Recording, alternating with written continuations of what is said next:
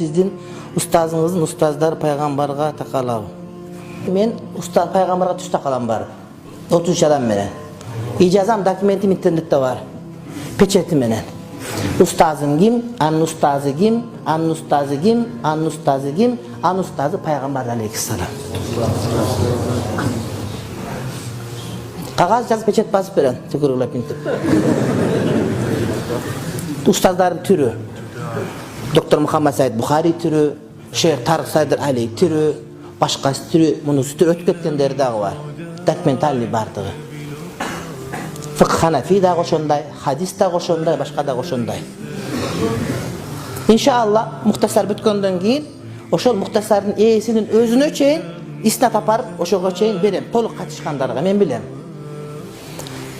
Мишкат бүткөндөн кийин ошол Мишкат Тибризиге чейин апарып, такап ошондагы берем. Тибризи Бухариге чейин бар такалат. Бухариден аркы пайгамбарга чейин бар такалган жерине чейин. Шамаил устазыбыз Тахил Мухаммад Аввама. Бүткөндөн кийин Шамаилди окудум, баштан аяк окуду, башка бирөөгө жеткирилат деп ошо толук катышкандардын бардыгына ага да кагаз жазып бере алам. Укугум бар, толук түрдө кызарат болбогу. Ушундай.